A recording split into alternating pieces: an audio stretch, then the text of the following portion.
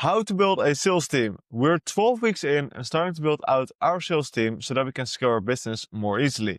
We're sharing exactly the step-by-step what we're doing and how we're doing it. Because I know that taking calls every day and wearing each different hat in your business can be super draining. So what we're going to cover is the next 3 phases: doing everything yourself, letting go of the sales or success part of your business, and owning a digital product. And basically you want to go from this calendar towards this calendar. So more free time that we can focus on what we love. So yeah, let's dive in. Nice. Let's dive in. Let's dive in. Yes. Amazing. So these are the 3 phases that I just mentioned. And here you can see them as well. So the first phase is basically do literally everything. The second phase is more like you let go either of the sales part or you let go of the client part. And then the third phase is like the digital product phase where you have like way more freedom and everything. So let's dive into the phases. Perfect. Awesome. So the first phase, doing everything, is like where basically every entrepreneur starts, right? So you do the sales, you do the content creation. So let's say like you wake up at 7:30, you start content creation for 2 hours, you have 2 sales calls, yeah, you have some free time to go to the gym or whatever. And then you have another sales call and some buffer time here. You have another sales time, you have a client call, you have a group coaching call, you have another client call, right? Like you have all different types of things. And most of the time, if you're here, then there's a big chance you're earning less than $10,000 a month. And you have basically no idea what you're doing, right? That's where we were as well. I was doing the sales rep, the marketer, the customer success manager, the setter, everything. And this is just full on grind mode, what I would say. And it's like, I think one of the most hardest parts because you don't see really the results. You don't know what you're doing. You're hustling. But it's necessary because if you can here like optimize for learning instead of earning, then like you can acquire a lot of skills and a lot of insights about your customers. And from there, you can become better basically, right? Yeah. So in this phase, we want to get sales to have customers. Yeah. It's cheaper for you as an entrepreneur to do it all yourselves in the beginning, but takes a lot of time and effort and energy. Yeah, absolutely. Yeah, because ultimately you always pay, right? You either pay with money or you pay with time. At the beginning, you don't have money, so you need to pay with time. Yeah. Nice. Absolutely. Now, a couple of pitfalls that I see is like trying to start a business with 0 money saved up. Like this is really, really hard. And even though like, let's say a Skool community, you can basically start for free and then $9 a month, right? Like if you have no runway, basically the time you have until you would go bankrupt basically, or you don't have any food anymore. People will feel your necessity. That means that people will feel like you need their money, and that's not a good place to be in. No. So my father always learned me like I needed to have like at least 3 months of runway, no matter what. Yeah, for sure. Yeah, I think that's a very good thing to have, especially for doing your sales calls. If you come over as needy, you'll for sure push the leads away, and just the process in general goes slower and slower and slower, and it goes absolutely. totally the different way you need it to go. So yeah. Yeah, absolutely. Absolutely. Yeah. That's huge. So that's very important. And then also like this goes hand in hand, but you're trying to make money, like trying to make sales for money. Like if you do that, like you're just gonna run out of those people very fast. Like we want to make sales so we have customers so we can deliver on them, get testimonials, etc., and build our business. Yeah, for sure. And then another pitfall that I see is like not documenting your process, slash recording the calls that you're doing. Like having transcripts and actually like doing the calls is one of the most valuable things you can do, especially now with AI, because you can literally put all of your data or even if it's like customer success or sales into a ChatGPT, and the ChatGPT can literally tell you all of the common things that happened, right? Either if it's in your sales calls or if it's in your customer delivery, it will help you so much by like actually productizing your sales process and your delivery process. So definitely record it. Like what we use ourselves is Fathom. Works really well. Yeah, sure. Now, if we were to do this over again, what I would do differently, I think I would think better about who I really wanted to help, and I actually could help the most. So I would ask myself better questions, Mhm. um, and then focus on those people from the beginning. Mhm. In my case, I had clients that like were totally new to the coaching business, and I've had clients that are like already like more successful, like doing $5,000 or more. Mhm. And in my experience, helping the people that already have the coaching business, $5,000 or more, were much, much, much faster to get results than the people Yeah. that were totally new. Yeah. So You that's also one more big had thing for more me. experience in that with those people beforehand, right? Correct, indeed. Yes. Yeah. And I was still like understanding the beginning part of the business myself. So then, like, Mhm. doing and preaching at the same time is not really a good part, Yeah. good place Yeah. to be in. So that's one. Now, in combination with this, I would help 5 people for free if I would start over in exchange for like testimonials and a weekly update in my free community. Mm. Yeah. And based off those testimonials and updates in my community, I'm confident that I would have even more traction than I have already Yeah. now. So that and I would have faster traction. I'm Yeah. confident, Yeah. For sure. and I would spend less money especially at the beginning stages, and would invest sooner into like my business and education. Mm. Yeah. That would make. I mean, when you did that, when you invested, the process went so much smoother and faster and better. Yeah. Yeah, like way more fast, but like on each front, on the sales, on the coaching, on the marketing, like each front went easier after an investment. So I would probably start with fucking that, like for real. Yeah. Yeah. Yeah. So that's phase one, the Mm. do everything phase. Mhm. Very fun phase, very hard phase, but it is You have to definitely go through necessary. that. Yeah. Exactly, exactly. And then in phase two, it's more like you let go of the sales and or success part of your Mhm. business. So, for example, if you let go of your sales part, you can like keep doing the client success part. Or if you let go of the Success client part. success part, you can keep doing the sales part. Yes. Yeah. Now, in this phase, you most likely will have a little bit more time for deep work for marketing and everything. Mhm. So you save up like 2 hours a day, which is great. Mhm. Um, And what this looks like, most likely you're between $10,000 and $50,000 a month. And here you can either hire 1 or 2 sales reps or customer success managers on commission basis to help you out. Mhm. Um, if you want to hire sales or customer success, really depends on your bottleneck. Like, for example, which one is costing you more time. Yeah. But to be honest, like the biggest part here, it depends on your skills or general skills.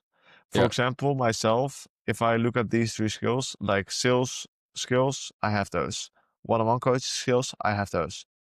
Product skills, like turning it into a valuable product with classroom and everything, I'm still learning that. Mhm. So for me, it's the best thing to do to outsource the sales first and keep doing the client delivery myself so I Mhm. can understand better what the clients need so that I can Yeah. productize that into a classroom. Yeah. Yeah. I think that's a very good point. It depends on the person, really. Exactly. It depends absolutely on the person, and more likely, it depends on who you are now and who do you need to become, who do you want to become that Yeah. has those skills. I need to Yeah. become someone that is able to turn a problem into a product, right? That Yeah. solves the problem. Yeah. So in order for me to do that, I need to take those customer success calls so I can see the connected dots together in how Yeah. I can create that product towards the world. Yeah. For sure. Yeah. And I think that's a very, very nice way to build everything out, right? Understanding your customers more, Absolutely. coaching your customers, and building it step by step on what they actually need. Because you can't have Exactly, the exactly. idea of that beforehand, what they actually need. Exactly. Yeah. Either if you want, yeah, like I just said, it depends who you need to become Yeah. and what your business needs. Either way, you want to start outsourcing one of those two. I would Hmm. not recommend doing it at the same time. Just do Yeah. one of those areas of your business at the same time. Yeah. That's very important. Now, if for any reason Nice. you don't have client calls, I would highly recommend do onboarding calls with clients. just so you know. They will get false results and everything, but that's another story. Yep. All right, cool. So pitfalls. So stopping the calls in one go. I've seen so many businesses fail because of this. Because of this. So basically, like what's happening, they are in this stage. They're starting to earn some money. They're earning like $10,000 a month, for example. Mm-hmm. And then they're like, okay, let me stop with the sales calls. And then they just stop all the sales calls themselves and hire two people to take it for them. Mm-hmm. And then the problem is, those people need some time to ramp up, right? Those people need some time to like get used to the pitch, like get familiar with the offer and everything. Mm-hmm. But because the owner stops taking calls, like the entire revenue of the business just like drops. Mm-hmm. Yeah. So that's why it's really important to like have a transition period. We are in this right now as well, where the owner still takes the calls, and Mm-hmm. then you either hire like one or two closers or one or two CSM managers, whatever you Mm-hmm. want to outsource, and Yeah. then you do it together at the beginning, so that the owner can still bring in the cash and they're not dependent on that closer, because otherwise the closer is gonna feel a very high pressure as well. And Mm-hmm. then in that way, the closer can learn how to make the sales and grow and sell the offer. Yeah. Sure. So that's one. Another big pitfall is no daily calls with your sales team. So like sales ultimately is energy, right? It's the transmission of energy, like transmission of Mm-hmm. conviction. It's my conviction that I sent to someone on the call. And what Mm-hmm. we want to do is we need to keep that energy high.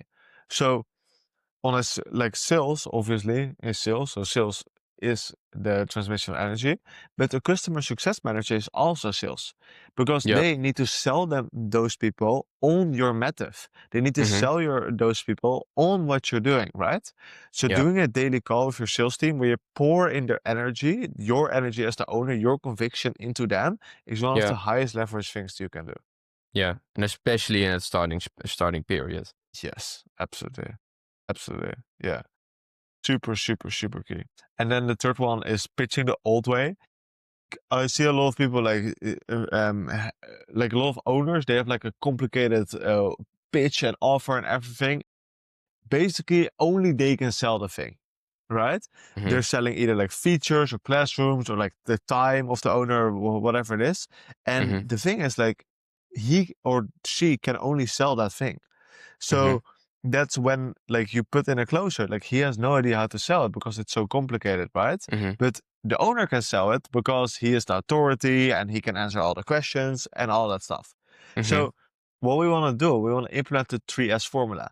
We want to target a specific person with a specific problem and a specific way of solving that problem. And then using this formula, we want to have the owner sell at least 5 times that offer, and then he can replace himself out of the sales process step by step. Mm. Yeah. So those are the pitfalls. If I were to do this over again, well, I'll tell you once I've completely done it. We're not there yet. um, so that's that. And then the final phase is phase 3, the digital product. And this looks to me like a dream. You just have like I your can imagine. content in the morning. Yeah, you have like a nice workout and like whatever you want to do. And then you just have open time and you have like one call a day. It can be either like a mastermind call or like a stand up with your team or whatever it is. Mm-hmm. And this is what it looks like when you're at like 50 to 250K a month. And I want to tell you a story here.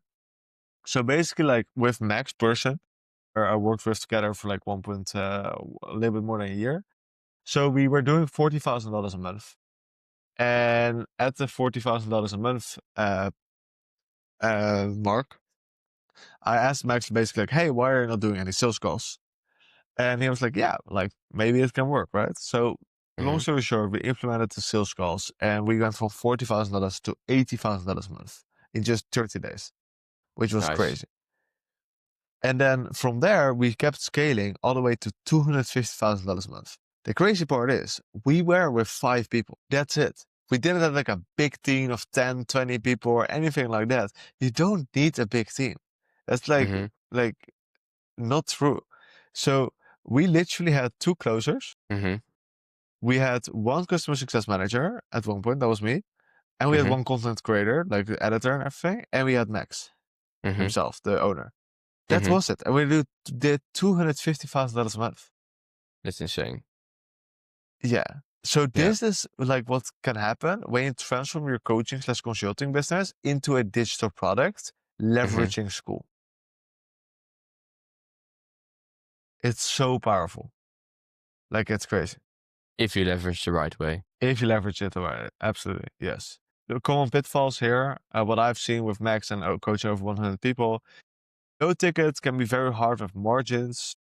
Ideally, you sell something high ticket, it's like at least $2,500, but ideally between 4.8 and $12,000.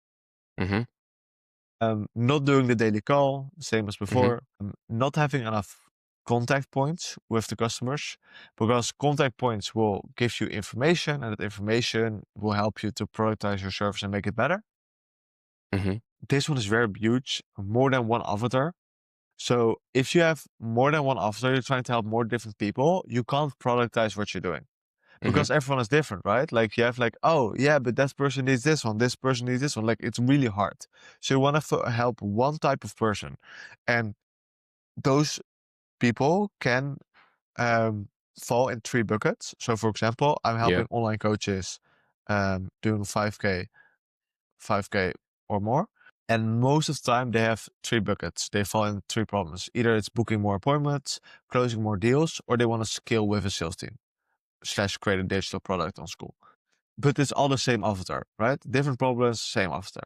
So that's really important. And then also what I see is like hiring too late. So people are like in here basically, they're doing great, but they earn like 10, 15, 20K per month, but then they don't hire enough. So then they stay in this one-to-one like dilemma and they can't get Yeah. out of it.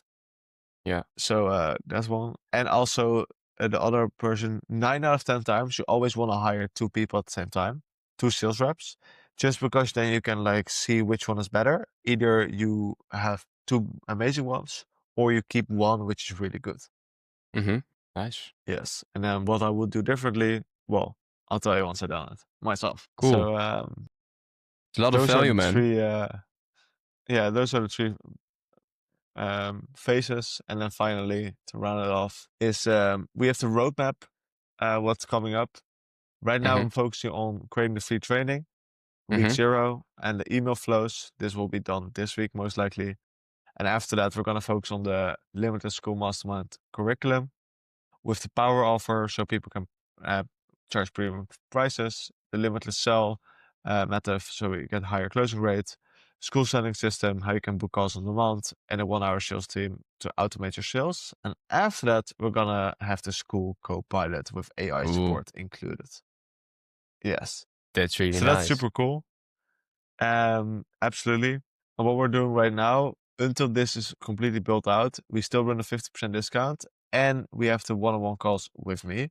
So if you want to be like Nathan and close like annual sales and raise your price and earn more money, then feel free to book a call, and I will see you very soon then. And because soon I'll close this off, and then you miss out on a good deal. Awesome.